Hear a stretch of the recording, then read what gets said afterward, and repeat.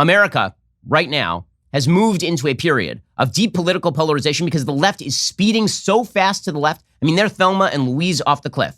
Remember, 30 years ago, the concept of decriminalizing homosexuality was still a controversial idea in the United States. And then the United States was like, well, you know what? We're not going to criminalize bedroom activity, which I think is the right move. And then there's an argument about civil unions. And people are like, should they get the same sort of contractual benefits as people who are married? People, two men versus a man and a woman? And people on the right were like, sure, okay, I guess. And then it went to, okay, gay marriage that's exactly the same under law and treated with respect by everyone.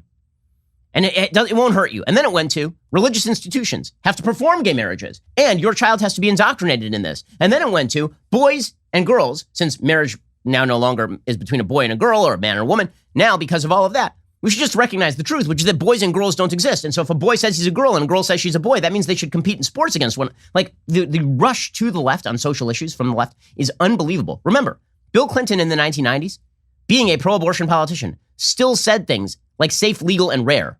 Right? There's a baseline acknowledgement that abortion was a bad thing. Now, the left speaks out about how wonderful abortion is. Abortion is an asset. Don't tell me that the right has gotten more right-wing. It's just a lie. All that happened is that the right stopped surrendering on every single issue because they finally reached some core issues they couldn't surrender on.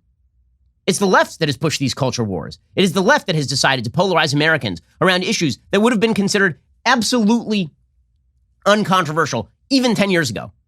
10 years ago, it would have been considered an uncontroversial idea that a boy is a boy and a girl is a girl. That would have been considered absolutely conventional in 2010, 2011. Now, you say that sort of stuff and you're afraid that your business is going to fire you. The left's culture wars have driven this. And then the left says, well, if we can't get done what we want to get done, it's the checks and balances that have to go.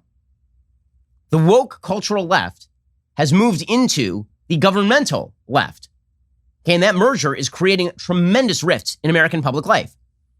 Who started that? The left did. The left has been rushing so fast to the left. Remember, Bernie Sanders was a fringe figure 10 years ago. Now, Bernie Sanders is considered a thought leader of the Democratic Party. You think the Squad would have any power in the Democratic Congress 15, 20 years ago?